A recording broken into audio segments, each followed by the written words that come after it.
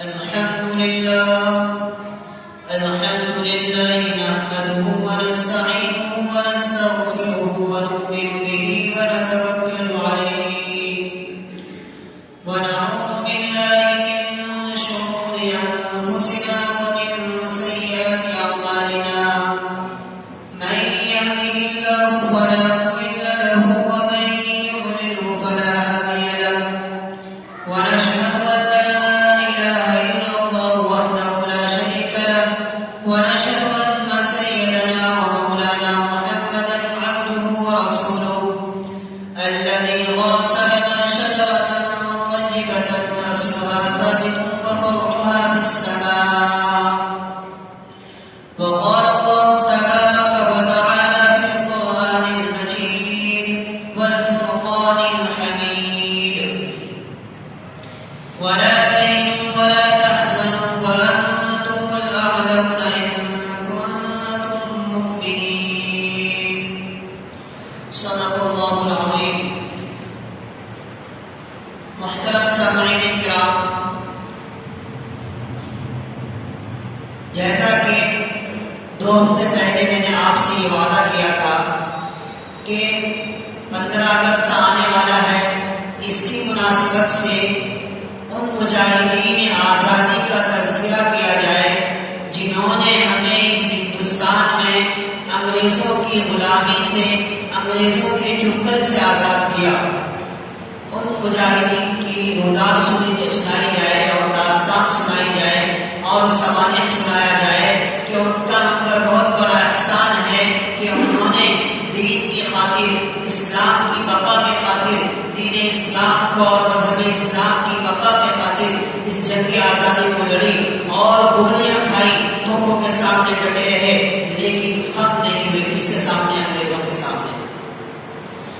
پانی پت کے وہ جزیرے وہ مالٹا کی راتیں، پانی پت کے وہ جزیرے وہ مالٹا کی راتیں، شیروں کے حوصلے کی صدق و وفا کی باتیں، محمود مدنی پیارے حصے رہے وہ سارے، لیکن ہوئے نہ ہم علماء دیوبند، علماء دیوبند.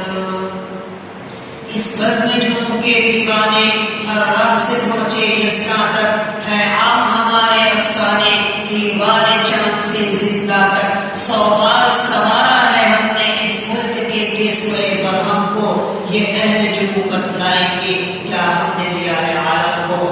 سامعین کرام، میں حیران و پریشان بلکہ نادم و پشیمان ہوں کہ اس مختصر سے وقت میں ایسے عظیم الشان وسیع و بسیط موضوع پر کس طرح گفتگو کروں. سمجھ میں نہیں آتا کہ داستان کا آغاز کہاں سے کروں اور کیسے کروں. ان کی تقریری فضاؤں میں پرواز کراؤں یا اس کی تحریری دفتروں کی سیر کراؤں یا اس کی خود صحبہ کی داستانیں سناؤں یا آزادی کی خاطر اس کی ناقابل فراموش اور لازوال قربانیوں کا تذکرہ کروں. اور سمجھ میں نہیں آتا کہ شعر و داستان کیسے، حالانکہ ہزاروں نغمے وفا کے ان کی لبوں پہ آ کر مچل رہے ہیں، لبوں پہ لیکن لگے ہیں پہرے تو بن کے آنسو نکل رہے ہیں. زبان ثابت قدم حیران، بتاؤ میں کیسے یہ راز بنا کہ پہرے ہم میں اٹھائے طوفان تو دریا دریا تیر رہے ہیں. محترم سامعین، بڑے دکھ اور افسوس کی بات ہے کہ لوگ یہ پوچھتے ہیں کہ دارالعلوم نے دنیا کو کیا دیا. بھلا بتاؤ، یہ بالکل پوچھنے کی بات ہے. اگر پوچھنا تھا یہ تو پوچھتے کہ دارالعلوم نے دنیا کو کیا نہیں دیا، تو میں کہتا دارالعلوم نے دنیا کو الحاد و بے دینی نہیں دی، دارالعلوم نے دنیا کو بے زمین و علم فقط اور ایمان فروشی نہیں دی، دارالعلوم نے دنیا کو نفرت و عداوت نہیں دی، دارالعلوم نے دنیا کو بے غیرتی و بے غربتی نہیں دی، دارالعلوم نے دنیا کو جی حضور اور چاپلوسی نہیں دی، دارالعلوم نے دنیا کو خود غرضی مفاد پرستی نہیں دی، دارالعلوم نے دنیا کو پست حوصلگی اور بزدلی نہیں دی، دارالعلوم نے دنیا کو نفرت و عداوت نہیں دی، بلکہ وہ تو ہر دور میں نقل محبوبہ پاتا رہا اور اس زمانے میں گردش دوران کی سختی سے ٹکراتا رہا. وہ قدم قدم پر گم کر گئے رہا لوگوں کو توحید کا جامع باصفا پلاتا رہا. وہ ہر عہد میں شافع کونوں مکان کے حد دلاتا رہا. وہ ہر دور میں سنت خیر الورا کے زمزمے گاتا رہا اور پیغام خدا بندی کو جہاں کامی عالم میں پھیلاتا رہا. گرچہ 12 فرق نے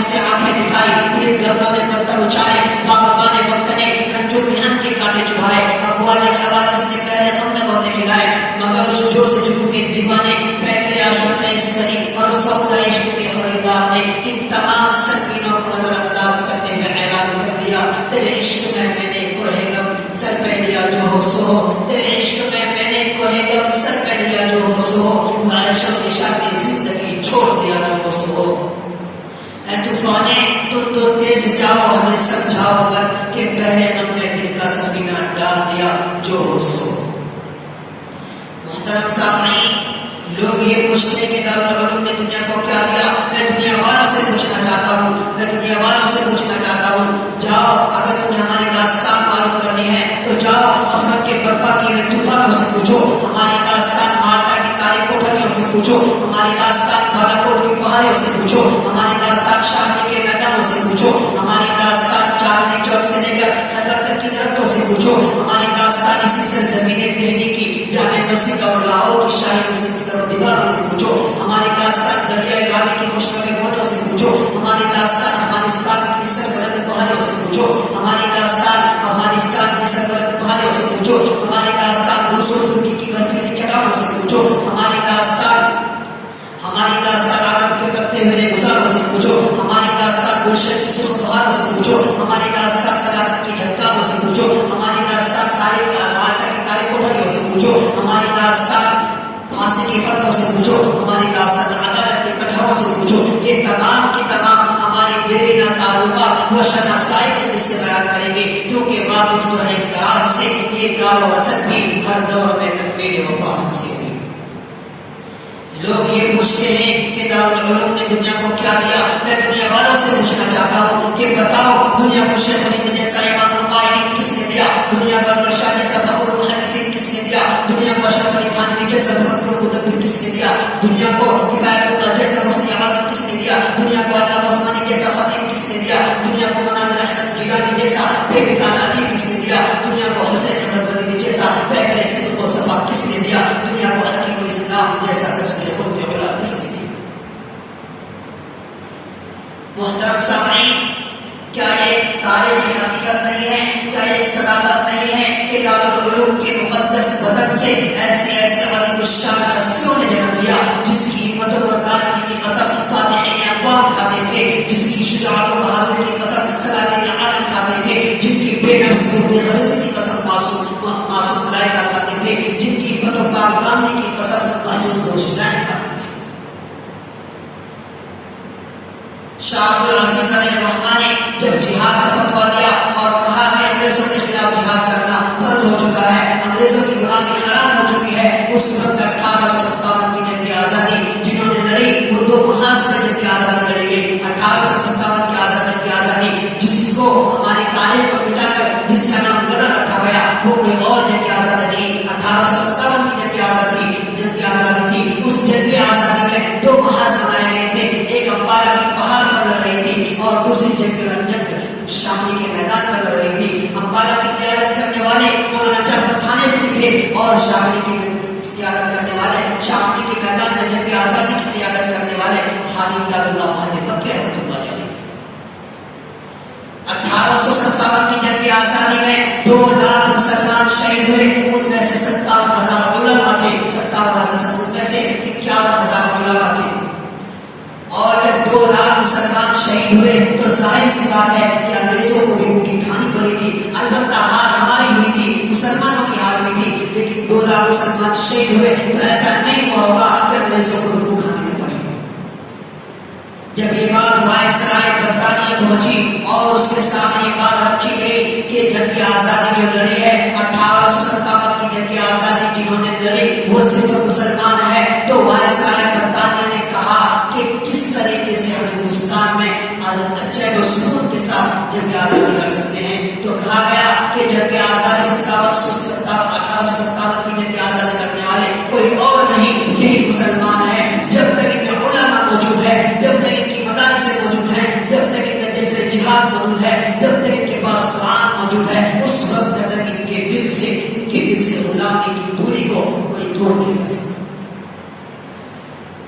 میرے بھائیوں، اس وقت وائسرائے برطانیہ نے ایک چیف کو ڈاکٹر ولیم سیاستدان ڈاکٹر ولیم یور کو بھیجتا ہے اور جو رپورٹ پیش کرتا ہے اس رپورٹ میں یہی تھا کہ جب تک ہندوستان میں مدارس کے فرقے موجود ہیں، علماء موجود ہے، اس وقت تک تم ہندوستان میں چین و سکون سے آزادی، چین و سکون سے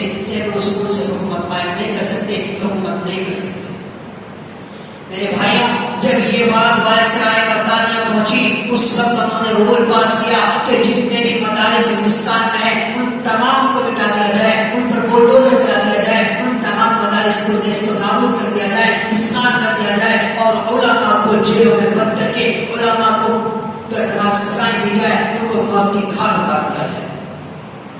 میرے بھائیوں، 1857 اور 1861 کا جو درمیانی وقفہ ہے، جو 6 سال 5 سال کا وقفہ ہے، اس وقفے میں 14,000 علماء کو صرف اس لیے شہید کیا گیا کہ انہوں نے 1857 کی جنگ آزادی میں حصہ لیا تھا۔ ان میں ایک مولانا ہے، مولانا احمد اللہ شاہ مدرسی، ان کو جب پکڑا گیا، اریسٹ کیا گیا، اس کی انعام پر رکھا گیا تھا 50,000 روپے، اس زمانے کے 50,000 روپے۔ تو اس وقت کا جو بڑا لیڈر تھا اس نے کام سنی کی اور وائسرائے برطانیہ کو خبر دی کہ احمد اللہ شاہ مدرسی گناہ جگہ پر ہے، ان کو اریسٹ کیا گیا، اور جب انہیں انگریز کی عدالت بنایا گیا، اس انگریز کی عدالت میں جو جج تھا وہ کوئی اور نہیں، اسی کا شاگرد تھا۔ جب اسے لایا گیا احمد اللہ شاہ مدرسی کو اور اس کے سامنے پیش کیا گیا، وہ ادب سے مجلس کھڑا ہو گیا اور کہنے لگا، احمد اللہ شاہ مدرسی، آپ کیا مجھے جانتے ہیں؟ کیا میں نہیں جانتا؟ میں نے مدراس کے علاقے میں آپ سے عربی پڑھی تھی، میں آپ کا شاگرد ہوں۔ آپ اس بات کا صرف اقرار کر لیجیے کہ 1857 کی جنگ آزادی میں آپ نہیں تھے۔ ابھی جو مجھے حکم دیا گیا ہے، آپ کو گولی مارنے کا حکم دیا گیا ہے، آپ کے خلاف گولی مارنے کی سزا دینے کا مجھے حکم دیا گیا ہے، صرف آپ اس بات کا اقرار کر لیں گے کہ 1857 کی جنگ آزادی میں نہیں تھا تو آپ کی جان بخش دی جائے گی۔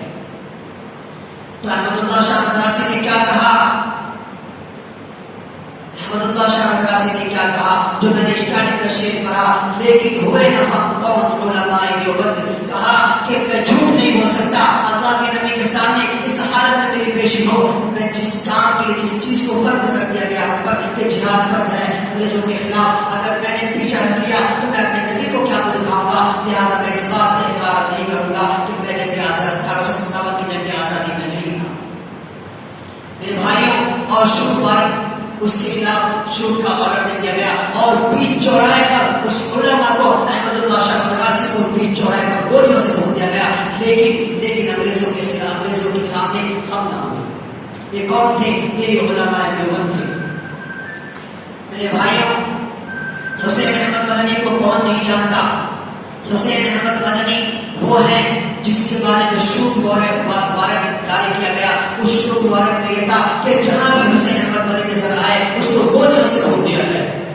یہ آرڈر پاس کیا گیا لاہور کی کانفرنس، لاہور کی ایک جگہ پر کانفرنس تھی، اس وقت کانفرنس تھی جب ان کو گولی مارنے کا حکم دے دیا گیا، اور اس کی صدارت حضرت حسین احمد مدنی کو کرنی تھی، اور تمام لوگ جو موجود تھے یہ کہہ رہے تھے کہ حسین احمد مدنی نہیں آئے گا، اس لیے کہ اس کے خلاف شوٹ وارنٹ جاری ہو چکا ہے۔ لیکن وہ ان کے دلوں میں جذبہ جہاد تھا، ان کے دلوں میں دینی باتیں تھی، ان کے دلوں میں یہ تہیہ تھا کہ انگریزوں کے خلاف یا تو جام شہادت پینی ہے یا تو انگریزوں کی سرزمین سے دور کر دینا۔ آج جو ہم سے یہ کہتے ہیں، ہم پر غداری کا الزام لگاتے ہیں، میں حکومتوں سے کہنا چاہتا ہوں کہ اگر ہماری داستان کو اٹھانی ہے تو جاؤ مالٹا کی تاریخ کو ٹھڑیوں سے پوچھو کہ مالٹا میں زندہ کی تاریخوں میں جنہوں نے جنگ آزادی لڑی اور جنہوں نے وہاں پر زندگی گزاری، قیدوبند کی زندگی گزاری، وہ کوئی اور نہیں، یہ علماء تھے، یہ مسلمان تھے۔ یہ ظلم و دہشت کے طرفدار نہیں ہو سکتے، یہ ظلم و دہشت کے طرفدار نہیں ہو سکتے، یہ پھول ہیں، ہار نہیں ہو سکتے۔ ہم پہ غداری کا الزام لگانے والوں، ہمیں مسلمان غدار نہیں ہو سکتے۔ محترم سامعین، جب کانفرنس میں حضرت حسین احمد مدنی پہنچتے ہیں، کانفرنس کیسا تھا؟ چاروں طرف سے انگریزوں کے کارکن موجود تھے، ان کے پاس گولیاں تھی، بم تھے، بارود تھے، وہ صرف اس بات کا انتظار کر رہے تھے کہ حسین احمد مدنی آئے اور اس کو گولیوں سے روک دیا جائے۔ لہٰذا وہ ڈرے نہیں، وہ بندے مجاہد ڈرے نہیں، آئے اس کانفرنس میں شرکت کی، اور اس کانفرنس میں جو سب سے پہلے انہوں نے شعر کہی، وہ شعر یہ تھی، کھلونا سمجھ کے نہ ہمیں برباد کرنا کہ ہم بھی کسی کے بنائے ہوئے ہیں۔ جب یہ شعر انہوں نے اس وقت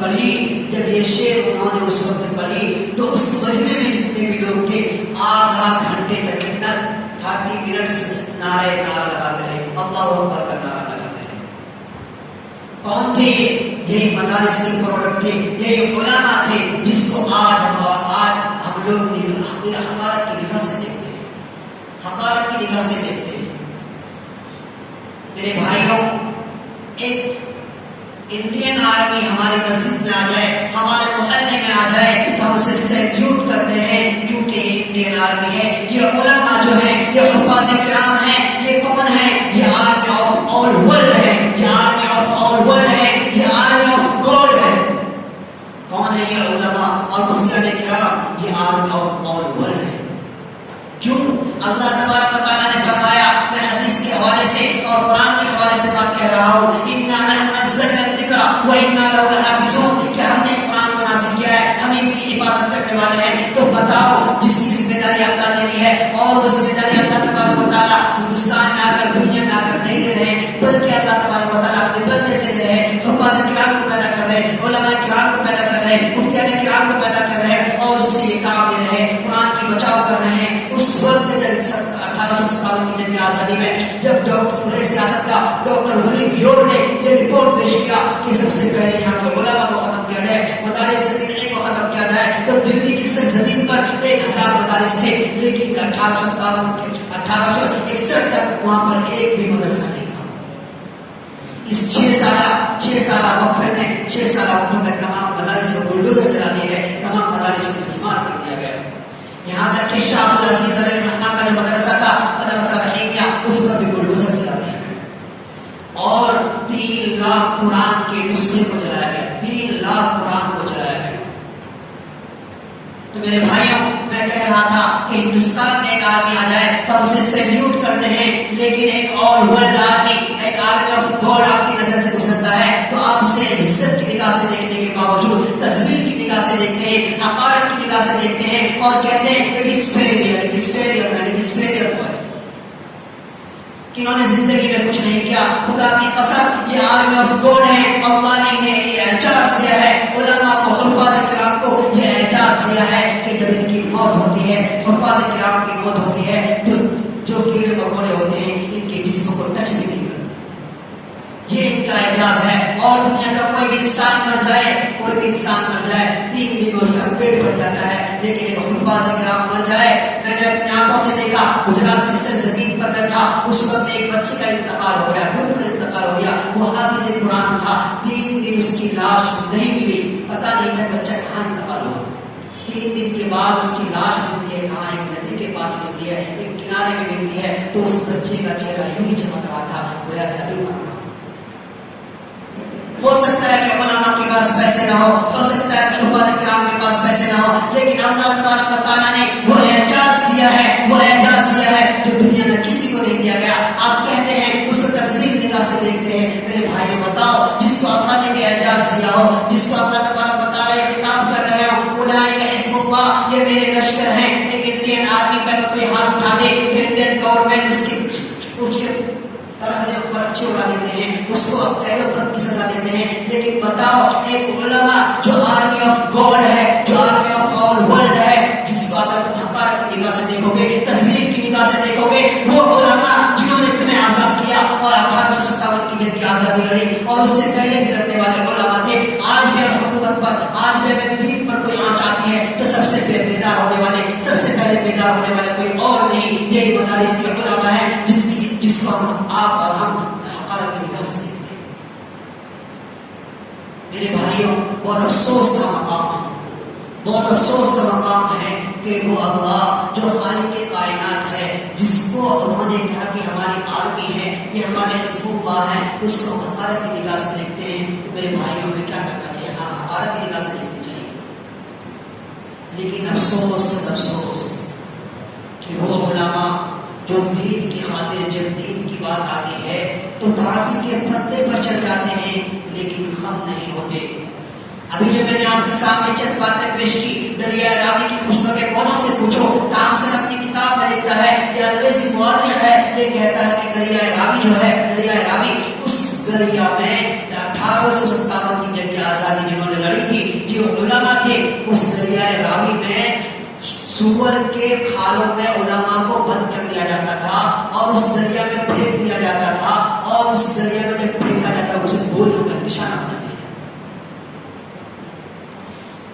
سازش تھی یہ ہمیں لا کر راج کریں گے ہر دم، سازش تھی یہ ہمیں لا کر راج کریں گے ہر دم، جھکا دیا ہم نے انگریزوں کے غرور کا پرچم، ملا ہمیں آزادی کا انعام مدرسوں سے، ملا ہمیں آزادی کا انعام مدرسوں سے، مت جوڑو آتنواد کا نام مدرسوں سے، کوئی الزام مدرسوں سے۔ آج ہمیں افسوس اس بات کا نہیں ہوتا کہ ہم پر آتنکوادی کا الزام لگایا جا رہا ہے، افسوس اس وقت ہوتا ہے جب ہمارے خود ہی اپنے یہ کہتے ہیں کہ یہ آتنکواد ہے۔ غیر تو کہتے ہی ہے، غیر کا کہنا یہی ہے کہ علماء میرے بھائیوں، اگر دنیا آج کسی سے ڈرتی ہے، کسی قوم سے ڈرتی ہے، تو وہ علماء ہیں جس سے ڈرتی ہے، وہ حفاظ کرام ہیں، وہ مدارس والے ہیں، انہیں سے دنیا ڈر رہی ہے اور اسی کو استعمال کیا جا رہا ہے اور یہی کوششیں کی جا رہی ہیں۔ لیکن مسلمان یہ سمجھتا ہے کہ یہ علماء ہماری رکاوٹوں کے لیے، ہماری ترقی کی رکاوٹوں کے لیے حائل ہوتے ہیں۔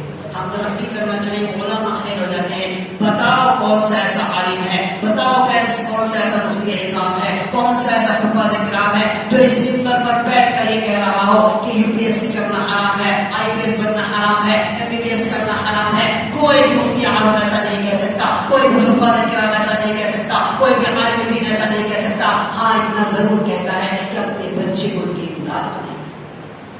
یہی نعرہ ہوتا ہے علماء کا، یہی نعرہ ہوتا ہے۔ خدا کی قسم ایسا کوئی بھی عالم ہندوستان میں نہیں یا کوئی بھی ایسا عالم دنیا میں نہیں ہے جو ایسا کہہ رہا ہو کہ آپ یونیورسٹیز میں نہ پڑھیے، آپ مدارس میں پڑھیے۔ صرف یہ کہا جاتا ہے کہ آپ مدارس میں پڑھیے، کہیں بھی پڑھیے، لیکن اللہ کو نہ بھولیے۔ آپ کا جو مذہب اسلام ہے، وہ جو دعوت دے رہا ہے، جو اس کی دعوت ہے، جو اس کی پکار ہے کہ لا الہ الا اللہ محمد رسول اللہ پڑھا آپ نے، اس کا مطلب یہ ہے کہ آپ کا کوئی خالق نہیں، آپ کا خالق اللہ ہے۔ اس لیے اللہ نے جب آپ کو پیدا کیا، 5 وقت نماز پڑھیے، غریبوں کا خیال رکھیے، زکات ادا کیجیے، قربانی میں قربانی کیجیے۔ تو علماء کس چیز میں رکاوٹ ہے؟ کیا کہہ رہے علماء؟ آئی پی ایس نہ بنیے۔ ضرورت ہے آپ کو آئی پی ایس بننے کی، ضرورت ہے آئی ایس بننے کی۔ کیوں؟ اگر آپ آئی ایس بنیں گے، رشوت سے بچیں گے، کیونکہ اسلام کہہ رہا ہے الراشی والمرتشی کلاہما فی النار، کہ رشوت دینے والا اور رشوت دینے والا بھی کیا ہے؟ جہنم میں جائے گا۔ میرے بھائیوں، اب ضرورت ہے آپ محنت کیجیے۔ افسوس کی مقام ہے، افسوس کا مقام ہے کہ پیچھے مدارس میں بچے پڑھتے ہیں، اسکول میں بچے پڑھتے ہیں، لیکن مسلمان ابھی پیچھے رہے۔ کیوں؟ کہ ہم محنت نہیں کر رہے، ہم نے اللہ کو بھلا دیا اور اللہ کو بھول کر ہم ترقی کی راہ میں جا رہے ہیں۔ تو جس بھائی میرے بھائی جب ایگزام دینے جاتے ہیں آپ لوگ، یا کوئی بھی کسی دھرم کا جاتا ہے تو پہلے مندر جاتا ہے، کوئی ناریل چڑھاتا ہے، کوئی مسجد آتا ہے۔ کیوں مسجد آتے ہیں؟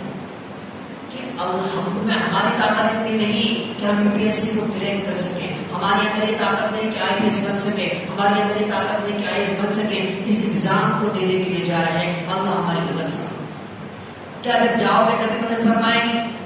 تو نماز کی پابندی کیجیے۔ آج جمعہ کا دن ہے، جمعہ کے دن میرے بھائیوں کا سنت کا عمل یہ ہے کہ صبح سے تیاریاں کیا جائے، لیکن افسوس کا مقام ہے کہ مسلمان اتنے غافل ہو چکے ہیں، اتنے غافل ہو چکے ہیں کہ جب خطبہ اسٹارٹ ہوگا اس وقت ہے۔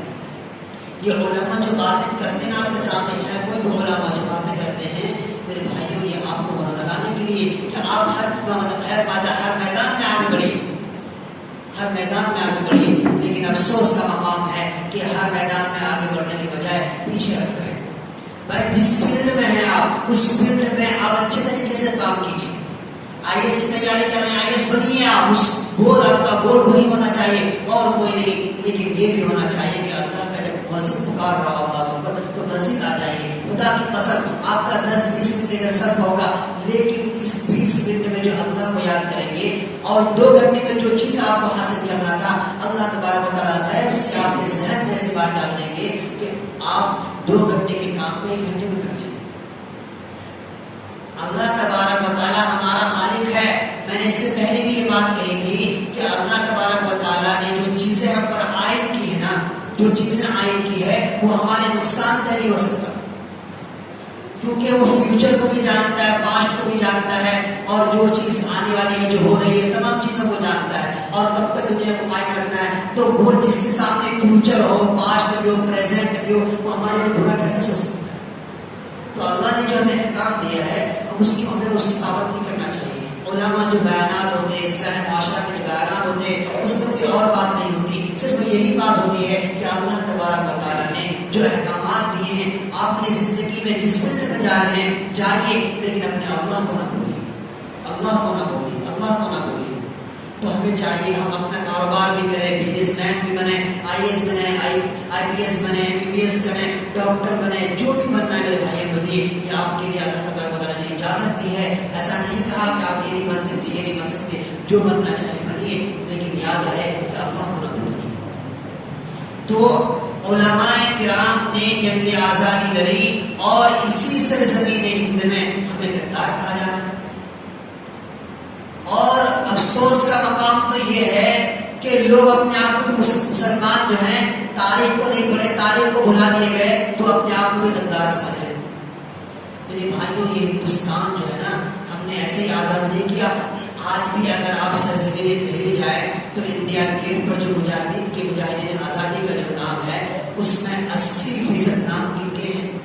مسلمان کے ہیں, مسلمان کے ہیں. معلوم نہیں آپ لوگوں کو, آپ دیکھ میں دہلی کا ہی ہوں, میں نے دیکھا ہے وہاں جا کر, آپ نام پڑھیے وہاں جا کر, وہاں سے نہیں مٹایا گیا لیکن تاریخ سے مٹا دیا گیا.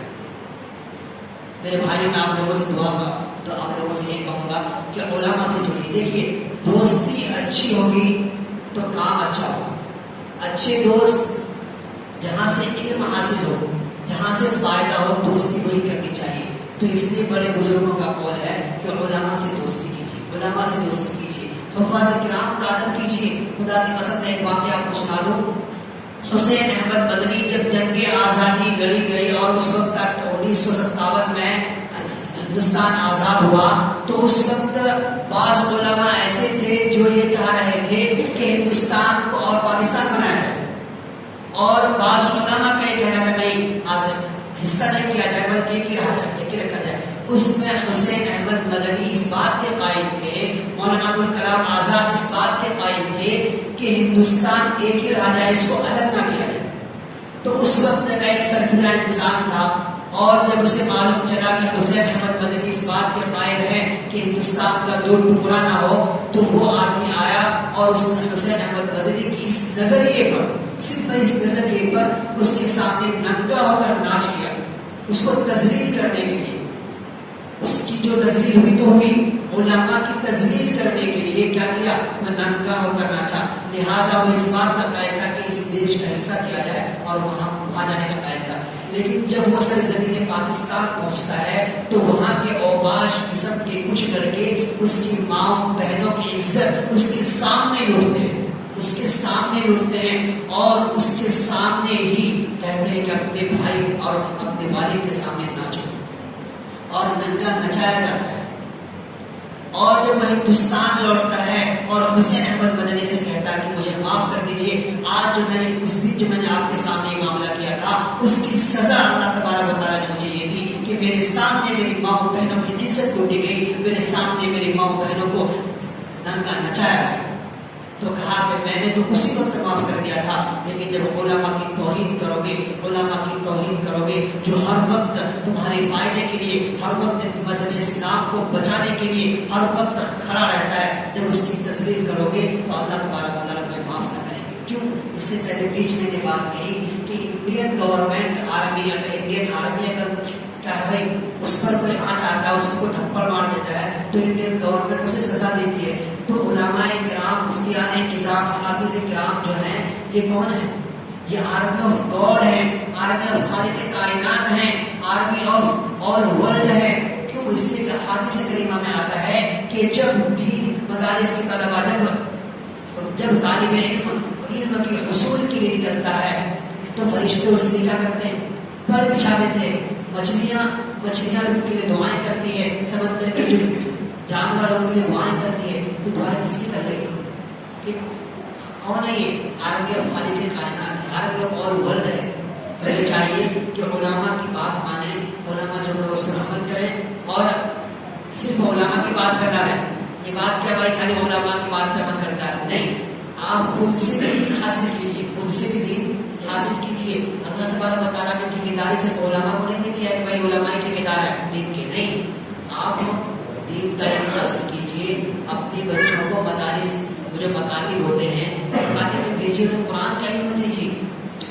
اگر آپ آئی ایس نہیں بنائیں گے، آئی پی ایس نہیں بنائیں گے تو اللہ تبارک و تعالیٰ سے پوچھیں کہ بھائی آئی پی ایس نہیں بنائیں، لیکن اگر آپ اپنی اولاد کو اتنا قابل نہیں بنائیں گے کہ نماز میں کیا کیا پڑھی جاتی ہے، قرآن کیسے پڑھا جاتا ہے، تو اللہ تبارک و تعالیٰ ضرور پوچھیں گے آپ سے۔ تو دیکھیے ہر جگہ پر مکاتب کا قیام ہے، مدارس کا قیام ہے، تو کم سے کم اپنے بچوں کو دینی نالج تو ضرور دیجیے۔ دینی آپ بنائیے، جو بنانا آپ کا اپنا گول ہو بنائیے، لیکن بات یہی ہے صرف اللہ والا بھی بنائیے اسے کہ وہ نماز پڑھ سکے، اللہ کے حکام کا عمل کر سکے۔ تو دیکھیے یہاں پر بھی جو آس پاس کے حضرات ہیں، یہاں 7 بجے سے مکتب کا نظام ہے، مکتب پڑھایا میں پڑھاتا ہوں، تو بھائی جو بڑے حضرات ہیں جن کو قرآن شریف پڑھنا نہیں ہے، ہم مسلمان ہیں، ہم اس قابل نہیں، ہمیں قرآن پڑھنا نہیں آئے، بہت سا کتنا بھائی واٹس ایپ میں، فیس بک میں اور یوٹیوب وغیرہ میں گھنٹوں گھنٹوں یہ سب کر دیتے ہیں۔ تو ایک عالم کے پاس آدھا گھنٹہ آ کر 1 گھنٹہ آ کر ہم قرآن نہیں سیکھ سکتے، تو ہمیں چاہیے کہ ہم قرآن سیکھیں۔ ہم مسلمان ہیں بھائی، ہم مسلمان ہیں، کیوں کہتے ہیں بھائی کئی علماء ٹھیکیدار؟ نہیں، آپ خود ٹھیکیدار بنیے نا، خود بھی آپ علم حاصل کیجیے۔ تو میں آپ لوگوں جو بچے ہیں، اس محلے کے آس پاس کے جو بچے ہیں جو اس قابل ہو چکے چل کے پڑھنے آ سکتے ہیں، ماں باپ چھوڑ سکتے ہیں، یہاں 7 بجے سے لے کے 8:30 بجے تک، یا ابھی کم بچے ہیں اس لیے 7 بجے سے 8:30 بجے تک پڑھایا جاتا ہے۔ تو آپ لوگوں سے گزارش کروں گا کہ اپنے بچوں کو دیکھیے، اس سے آپ کا کوئی نقصان نہیں ہونے والا۔ ایسا نہیں کہ آپ اپنے بچے کو جو ٹویلتھ کی تیاری کر رہا ہے، بی اے کی تیاری کر رہا ہے تو فیل ہو جائے، بھائی ایسا نہیں ہو سکتا۔ اللہ تعالیٰ برکت دیں گے۔ تو آپ لوگوں سے گزارش کروں گا کہ اپنے بچوں کو یہاں بھیجیے، جس علاقے کے جو ہے جہاں پر مکاتب آس پاس میں، وہ اپنے بچوں کو ضرور بھیجیے، اس کو اس قابل بنائیے کہ دین کا علم حاصل کر سکے۔ تو کریں گے بھائی آپ لوگ؟